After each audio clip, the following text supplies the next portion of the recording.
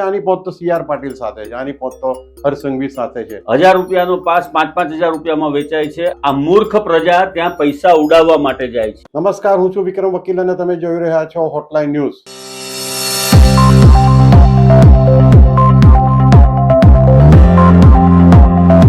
નવરાત્રી આનો આજે છેલ્લો દિવસ નોરતો છે। કેટલીક જગ્યાએ 10 દિવસ સુધી પણ ગરબાનું આયોજન થાય છે, પરંતુ ટેકનિકલી જોઈએ તો આજે ગરબાનો આયોજકો માટે છેલ્લો દિવસ છે। હવે જે 9મો દિવસ હતો નવરાત્રીનો, એના આગલા દિવસે GSTએ કેટલાક આયોજકોને ત્યાં એટલે સુરત અને અમદાવાદના કેટલાક જે લક્ઝરિયસ બધું આયોજન કરે છે અને ઝાક જમાડ બધી ભેગી કરીને કરોડો રૂપિયાનો ખર્ચો કરે છે અને લોકો પાસે કરોડો રૂપિયા પડાવે પણ છે। ખાસ કરીને પાર્કિંગથી માંડીને પાસથી માંડીને ખાણીપીણીના 10 ગણા ભાવો વસૂલ કરવામાં આવે છે। એમને ત્યાં GSTએ રેડ કરીને તપાસ ચાલુ કરી છે અને એમની પાસે હવે મોટા પાયે દંડ વસૂલ પણ કરવામાં આવશે। પરંતુ આ બધા સમાચારો વચ્ચે એક નામ રહી જાય છે અને એ છે સુરતની યશવી ફાઉન્ડેશન અને યશવી એન્ટરટેનમેન્ટનું। આ યશવીએ પણ ખૂબ મોટા પાયે ગરબાનું આયોજન કર્યું હતું અને મોટી મોટી વાતો કરી હતી કે અમે તો પાસમાંથી જે કમાણી થશે એ કેન્સરના દર્દીઓને અમે આપવાના છે, કેન્સરના દર્દીઓ માટે વાપરવાના છે। પરંતુ હજુ સુધી એમના તરફથી કોઈ ખુલાસો થયો નથી કે કયા કેન્સરના દર્દીને, કેટલા કેન્સરના દર્દીઓને અમને કેટલા પૈસા આપ્યા। હવે આ બધા દરેક આયોજકો જે છે પોતપોતાને ત્યાં મિનિસ્ટરો, રાજકારણીઓ, પોલીસ અધિકારીઓ, કોર્પોરેશનના અધિકારીઓ બધાને ભેગા કરીને એક ઝાંસો પાડવાનો કોશિશ કરે છે। એટલે એવું દેખાડો કરવાની કોશિશ કરે છે કે જો અમારા તો પહોંચ આટલે સુધી છે। કાઠિયાવાડી ભાષામાં કહીએ તો અમારા છેડા અહીંયા સુધી છે। મારી સાથે આજે જોડાયા છે જાણીતા પત્રકાર કિરીટભાઈ ત્રિવેદી। કિરીટભાઈ, આપનું સ્વાગત છે। જી, ધન્યવાદ। કિરીટભાઈ, કાઠિયાવાડીમાં જે હું વાત કહેતો હતો એમાં કાઠિયાવાડમાં લગભગ એવું કે એના છેડા બહુ ઊંડે સુધી મળે છે, એવો શબ્દ છે ને, છેડા એટલે મીન્સ કે વેલ કનેક્ટેડ છે, આપણે બધું ઇંગ્લિશમાં કહેતો, અથવા તો કહે કે એની પહોંચ બહુ છે। આની પહોંચ તો CR પાટીલ સાથે છે, આની પહોંચ તો હર્ષ સંઘવી સાથે છે, આની પહોંચ તો જિગ્નેશ પાટીલ પાસે છે ને ઢીકણા પાસે છે ને ફલાય સાથે છે। એટલે એક બધા સાથે રીલ ઉતારીને એનો વિડીયો બનાવીને પછી આ વિડીયો સોશિયલ મીડિયા પર શેર કરીને GSTના અધિકારી કે કોઈ પણ અધિકારી હોય એના પર એક દબાણ લાવવાની કોશિશ કરવામાં આવે છે। જો અમારી ટેકામાં તો ભાજપના નેતાઓ છે, જો અમારી ટેકામાં તો પોલીસ કમિશનર છે, પોલીસ કમિશનર ખુદ કફની પાયજામો પહેરીને યુનિફોર્મ વગર ત્યાં જાય છે અને રાસ ગરબા કરે છે અને લોકો તમાશો જુએ છે અને આ લોકો મોટા ભાવ કરીને ગામમાં ફરે છે। કિરીટભાઈ, આ એક પ્રકારનું ઇમોશનલ બ્લેકમેલ નથી લાગતું કે લોકોને ઇમોશનલ બ્લેકમેલ કરતા પણ મોનિટરી બ્લેકમેલ પણ મને લાગે છે? પૈસા બનાવવા માટે તમે આ લોકોને મહેમાન તરીકે બોલાવો, પછી એના ફોટા પાડો, એનો વિડીયો બનાવો, તમે તમારી નવરાત્રીનું આયોજન કરો તો કોઈના વગર પણ થઈ શકે છે જો પ્રમાણિકતાથી કરવું હોય તો, પણ એ લોકો આ કરવા નથી માંગતા। એનું કારણ એ છે કે આ જે આયોજકો છે એ બધા જ તમે જુઓ કે જે શહેરની અંદર થયું છે, અમદાવાદ, ગાંધીનગર, સુરત, બરોડા, બધી જગ્યાએ મોટા આયોજનો થયા છે। ઇવન રાજકોટની અંદર પણ મોટા આયોજનો થયા છે।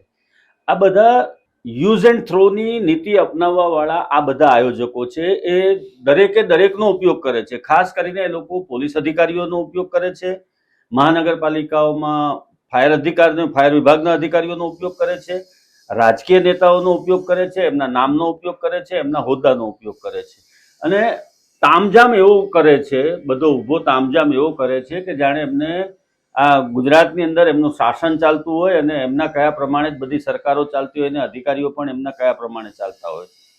તમારા વિસ્તારના PIને સાચવી લો, ACPને સાચવી લો, DCPને સાચવી લો, કમિશનરને સાચવી લો એટલે તમે બિંદાસ થઈને ફરી શકો, આવું નવરાત્રીના આયોજકો માનતા હોય। આ જે GSTની કાર્યવાહી થઈ છે એમાં જો એ લોકોનું ટ્રાન્ઝેક્શન 20 લાખ રૂપિયાથી વધારે થાય તો એમને કમ્પલસરી GST નંબર લેવો પડે। મને નથી લાગતું કે આ એક પણ આયોજકોએ GSTનો નંબર લીધો હોય। પહેલો ફોલ્ટ ત્યાં આવે છે, એનો દંડ થવો જોઈએ અલગથી, એની સામે ગુનો દાખલ થવો જોઈએ આ બાબતમાં। કેમ કે આપણે જે વાત કરીને કે યશવી ફાઉન્ડેશન અથવા તો બીજા કોઈ પણ આયોજકો, એ બધા જ તમે Sarsana trade and convention centre જે ચેમ્બરના તાબામાં આવે છે એની અંદર પણ બહુ મોટી વાતો બની રહી છે। કેમ કે 20 દિવસ અગાઉ સાર અને ચેમ્બરે મળીને ડોમ ફાળવી દીધો છે આયોજકને। એની અંદર પણ 3-4 આયોજનો એવા થઈ ગયા એના પહેલા, નવરાત્રી પહેલા, પ્રી નવરાત્રીના નામે મેડિકલ એસોસિએશનથી માંડીને બીજા બધા 2-3 આયોજનો હતા એની અંદર પણ ધોમ પૈસા લેવાયા છે। પાસનું બ્લેક માર્કેટ થાય છે, બ્લેકમાં પાસ વેચાય છે. સુરતની અંદર નવરાત્રીમાં 1000 રૂપિયાનો પાસ 5,000 રૂપિયામાં વેચાય છે આજની તારીખમાં. આપણે નથી કહેતા, આ પ્રૂવ થયેલી, ગ્રાઉન્ડ ઉપર પ્રૂવ થયેલી વાત છે. બીજી વસ્તુ સાહેબ, એક આયોજક છે એનું રોજનું કલેક્શન 5 કરોડ રૂપિયાનું છે. આ છેલ્લા હું તમને 7 દિવસનો આંકડો બતાવું છું. રોજનું કલેક્શન 5 કરોડ રૂપિયાનું, એટલે એને 9 દિવસની અંદર ઓલમોસ્ટ માત્ર પાસના વેચાણમાંથી 45 થી 50 કરોડ રૂપિયા કમાઈ લીધા છે. આ સિવાય દરેક આયોજકો પોતાની મનમાની ચલાવે છે. 20 રૂપિયાની પાણીની બોટલ 150 રૂપિયામાં આપે છે. વાહન પાર્કિંગના 50 કે 100 રૂપિયા હોવા જોઈએ, એને બદલે 250 થી 500 રૂપિયા સુધી લેવામાં આવે છે. વાહન પાર્કિંગનો ચાર્જ આટલો છે, અને છતાં આ મૂર્ખ પ્રજા ત્યાં પૈસા ઉડાવવા માટે જાય છે. જોકે આ જે જાય છે ત્યાં રમવા મોટા ભાગે કોઈ આપ કમાઈવાળા નહીં હોય, મોટા ભાગે બાપ કમાઈવાળા જ હશે એવું મને લાગે છે. યુથને જોતા કે બધા એ રીતે પૈસા ઉડાડી રહ્યા છે અત્યારે. બીજું કે જે પ્રમાણે નવરાત્રીના આયોજનો અને જાકમજોડ શહેરમાં થઈ છે એના પ્રમાણે જીએસટી આ લોકોએ નથી ભર્યો, અને આ જીએસટી ચોરીનો બહુ મોટો કેસ બહાર આવવાનો છે તપાસ દરમિયાન, અને આ લોકોને પાસેથી એ વસૂલવામાં આવશે એ પણ નક્કી છે. તમે કીધું કે કોઈ રાજકારણીની સાથે રહેવાથી, તો જીએસટીના અધિકારીઓ જો રાજકારણીઓની શરમ ભરશે તો એ લોકો કામ ક્યારે કરશે? કોઈ કહેવાતા રાજકારણીઓ જો આવી બધી સરકારી બાબતોની અંદર કે રેવન્યુની બાબતની અંદર જો ચંચુપાત કરશે અને એનો હોલ્ડ છે એવું બતાવવા માંગશે, તો પછી અધિકારીઓનું કામ શું છે? એ લોકોને ઘેર બેસાડજો, લોકો પોતાની રીતે ભરશે. તમે જે વાત કરી બહુ અગત્યની છે કે આ પ્રેશર ટેક્ટિક જે છે, અને નાણામંત્રી તરીકે નિર્મલા સીતારામન જેવી પ્રમાણિક વ્યક્તિ છે, એટલે જીએસટી ના અધિકારીઓ પણ જો કોઈની શેષરમ, સ્થાનિક નેતાઓની, નેતા પુત્રોની શેષરમમાં આવીને પગલાં નહીં લેશે તો ભવિષ્યમાં એમની પગ નીચે પણ રેવલા આવશે અને એમની પણ નોકરી તકલીફમાં મુકાઈ શકે એમ છે. એમની નોકરી પણ તકલીફમાં મુકાશે, અને આવા પ્રકારનું કાર્ય કરનારા નેતાઓની ફરિયાદ પણ ઉપર સુધી જશે, અને એની સામે પગલાં ભરશે. પક્ષ દ્વારા પણ એની સામે કાર્યવાહી કરવામાં આવી શકે છે કે એ કોઈ નેતા બની ગયા, અથવા તો ધારાસભ્ય બની ગયા, અથવા તો કોઈ મંત્રી પદ લઈ લીધું એમણે, એટલે એમને બધી છૂટ નથી મળી જતી. સરકારી કાયદા પ્રમાણે અને જે રેવન્યુ ની વાત આવે છે સરકારની, એની અંદર કોઈને છૂટ ના આપી શકાય. અને આ યુઝરો, આયોજકો નથી, આ બધા યુઝર છે. એમણે પોલીસ અધિકારીઓને સાચવી લીધા, રાજકીય નેતાઓને સાચવી લીધા, કેટલાક બાહુબલીઓને સાચવી લીધા. શહેરમાં જેનું નોટેરિયસ તરીકે નામ છે એવા લોકોને પાસ આપી દીધા. થોડા એક રાજકીય નેતાની ઓફિસ ઉપર સાહેબ હું તમને કહું, સુરત શહેરની અંદર પાસ લેવા માટે લાઈન લાગે છે 4 વાગ્યાથી, અને ત્યાં પાસ કોણ પહોંચાડે છે? કયા આયોજકો એ રાજકીય નેતાનો ઉપયોગ કરી રહ્યા છે, એના નામનો ઉપયોગ કરી રહ્યા છે? આ મામલે પણ તપાસ થવી જોઈએ. અને જીએસટી વિભાગ જો આમાં ઊંડાણપૂર્વક તપાસ કરશે તો એમની ધારણા બહારની જીએસટીની ચોરી બહાર આવશે, એ વાત ચોક્કસ છે. અને જે પ્રમાણે હાલમાં નવરાત્રીનો માહોલ શહેરમાં જામ્યો છે, અને જે પ્રમાણે ખેલૈયાઓ પાસ ખરીદી અને જઈ રહ્યા છે, એમાં ખૂબ મોટા પાયે જીએસટીનો ગફલો કરવામાં આવી રહ્યો છે. અને આ જીએસટી ચોરી પકડાશે તો ઘણા બધાના નામ પણ સપાટી ઉપર આવશે, એ વાત પણ નિશ્ચિત છે. કોઈ સેવા કરવા માટે અહીંયા ગરબાનું આયોજન કરતું હોય તો એ બાબત તમે ભૂલી જાઓ, કેમ કે અહીંયા કોઈ સેવા કરવા આ ગામમાં બેઠા નથી. બધા જ પ્રોફેશનલ આયોજકો છે, અને બધા જ આટલા લાખો કરોડો રૂપિયાના ધુમાડા કરી અને કરોડો રૂપિયા કમાઈ રહ્યા છે. એની સામે આપણને વાંધો નથી. લોકો જાય, લોકો એન્જોય કરે, આપણને એની સામે વાંધો નથી. પરંતુ તમારે જીએસટી ભરવાનો થાય છે, એ ભરવો જ પડે. તમે પાસની ઉપર તમે પાસની કિંમત છાપો છો તો તમારે મનોરંજન કર પણ ભરવો જ પડે. એમાં છૂટકો જ નથી એ લોકોનો કોઈનો. અને કલેક્ટરે પણ હું તો કહું છું આ બાબતની તપાસ કરાવવી જોઈએ કે આ આયોજકો જે છે એમણે મનોરંજન કરની બાબતમાં શું એ લોકોનું પ્લાનિંગ છે ને કઈ રીતે છે. મનોરંજન કર વિભાગ પણ માત્ર ભ્રષ્ટાચારમાં ડૂબેલો રહેવાને બદલે જો આમાં તપાસ કરે તો એમને પણ મનોરંજન કરની અલગથી આવક થાય. આપણે કલેક્ટરને સંબોધીને પણ એક વાત કહીએ કે તમે ડરતા નહીં, કારણ કે CR પાટીલ ખૂબ પ્રમાણિક મંત્રી છે અને રાજકારણી છે, અને CR પાટીલ આ લોકોને કોઈ પણ જો તમે 2 નંબરનું કામ પકડશો તો વચ્ચે નથી પડવાના. ભલે આ લોકો એમના નામને ચરી ખાય, પણ CR પાટીલનું અંગત રીતે ઓળખો છો. CR પાટીલ કોઈ પણ બાબતમાં દખલ કરતા નથી, અને એમનો પુત્ર જિગ્નેશ પાટીલના નામે આ લોકો ગામમાં એવી વાતો કરે છે. અમને તો જિગ્નેશ પાટીલનું રક્ષણ છે, પણ હું નથી માનતો કે CR પાટીલ આ બાબત પણ ચલવી લે, કારણ કે CR પાટીલ ને હું વર્ષોથી ઓળખું છું. એ કોઈ પણ ખોટું ચલાવતા નથી, પોતાનો પક્ષનું હોય કે બીજા કોઈનું હોય. 100% સાચી વાત છે તમારી.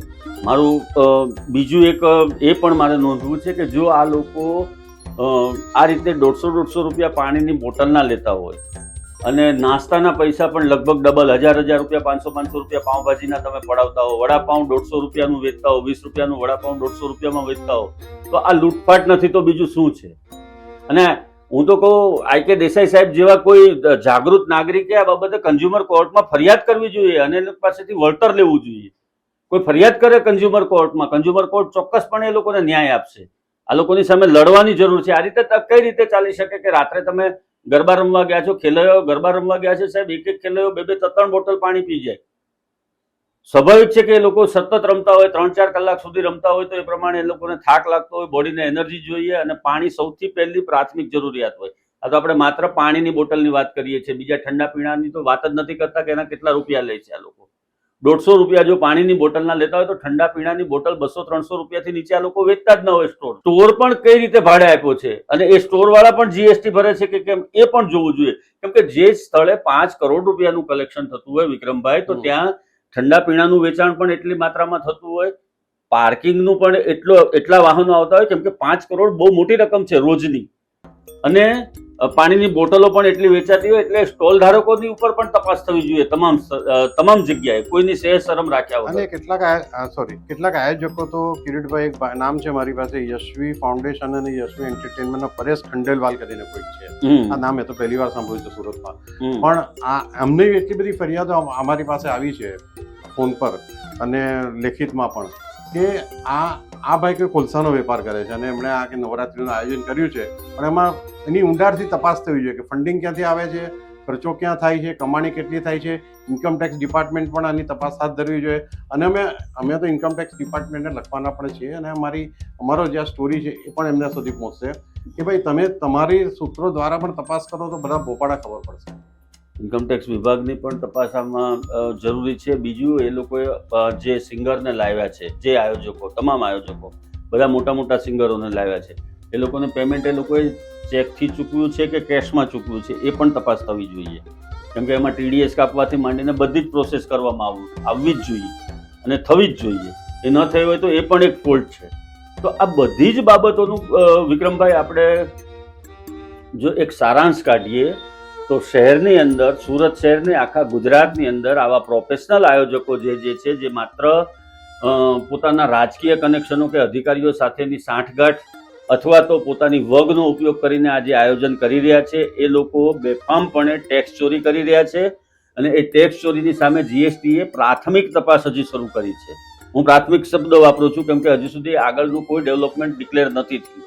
પ્રાથમિક તપાસ શરૂ કરી છે અને પ્રાથમિક તપાસ જો વધારે લંબાય તો ઘણા બધા લોકો આના ફોલ્ટમાં આવી શકે છે અને બધાના ભોપાળા બહાર આવશે. જો GSTના અધિકારીઓ આ બાબતમાં સારી રીતે તપાસ કરશે, નિષ્પક્ષ તપાસ કરશે, ડર રાખ્યા વગર તપાસ કરશે તો ખૂબ મોટી રકમ બહાર આવશે. હોટલાઇન તરફથી આપણા પત્રકારો જે છે હોટલાઇનના, એમાં ભડભલા ચીફ મિનિસ્ટરોની શરમ નથી રાખી. એમને કારણે રાજીનામું પડ્યું છે એવી સ્ટોરી મેં પણ કરી છે પોતે. અને આપણે આટલી 39 વર્ષની કારકિર્દીમાં કોઈનાથી ડર્યા નથી. તો હવે આ સબ્જેક્ટ, આ વિષય પર પણ આપણે ઊંડા ઉતરીને ગોપાળા બહાર કાઢશું ત્યારે આ બધાના કપડા ઉતારવાના છે. Kiritbhai, thank you very much. Kiritbhai, ધન્યવાદ. અમારી હોટલાઇન ન્યૂઝ ચેનલને લાઇક, શેર અને સબસ્ક્રાઇબ કરજો.